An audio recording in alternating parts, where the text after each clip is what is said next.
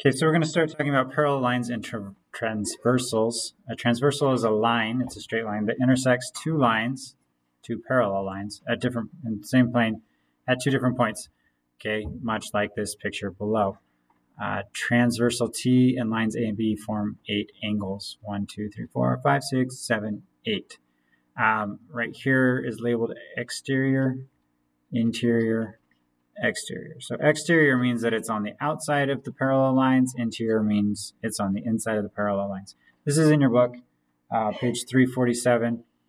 This table right here is good. It's good vocabulary. It's good information. And I'm going to just kind of quickly try and show why these things are true. Corresponding angles lie on the same side of the transversal T on the same side of lines A and B. So angles 1 and angles 5. So if you look at angle 1, it's right here, and angle 5 right here, if you were to cut this apart, okay, ignore the interior part. If you were to cut this apart, okay, we basically have a copy of what is up above. So right here is copied right here. And angle 1 and angle 5 are the same thing, right? Angle 5 is in the same place that angle 1 is. Also 7 and 3, 8 and 4, 6 and 2. Those are what we call corresponding angles. So it's 6, just for example, 6, this is in the same place that this is on this one. If we were to break it up and tear it apart, then they're in the same place, and so they're corresponding. Okay? That means, and if they're corresponding, they're equal. So they're going to have the same measurement because it's basically the same angle, just on a different spot. Okay, that's corresponding. Alternate interior angles. Alternate interior angles are angles that are on the opposite sides of the interior. Remember, interior means inside the two parallel lines, so this area and here. Alternate interior, the 3 and the 6, they're on the opposite sides and they're on the inside. That means they are the same. The 4 and the 5 are also alternate interior angles. They're on opposite sides of the transversal, on the inside of the parallel lines, and not. Okay, so 4 and 5 are alternate interior. 4 and 3 are not, even though they're on separate sides. Those are well, they are supplementary. We'll get to that later, though. Okay, so that's alternate interior. Alternate exterior angles would be 2 and 7. Okay, they're on the opposite sides of the transversal. They're both in the exterior. Then they gave us 1 and 8. 1 and 8 also, right?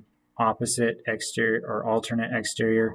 So up here versus down here. Okay.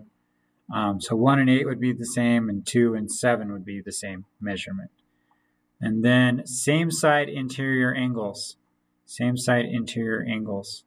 3 and 5 are same side interior angles. And that actually does not mean that they are the same. Same side interior angles are actually supplementary. That means they add up to 180 degrees. Okay. So just a really quick explanation for this. This is all based off of two things. First of all, it's based off of the idea that we could draw a line right through here and cut it, and we would have a copy of two sets of 4 angles. Okay, if we were to take this upper piece and paste it on the lower piece, it would match up. Okay, that's the first idea. The second idea has to do with 180 degrees. And if you remember, and if you don't, then you need to, a straight line, the measurement of a straight line is 180 degrees. Okay, so anytime you have a straight line, it has to be a 180 degree angle. And if you break this up, then when you add up the different angles, it has to add up to 180 degrees. Okay, so if you look at this, angle 8 and angle 7, if you go all the way across, that has to be 180 degrees. So angle 8 plus angle 7 has to equal 180 degrees. And then if you go a different way and do angle 8 plus angle 6, that's also a straight line. So angle 8 plus angle 6 is also equal to 180 degrees.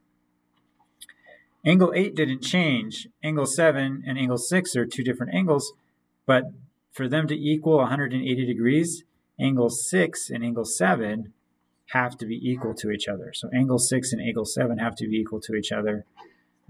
And then again, we can go from angle 6 to angle 5, and that's 180 degrees.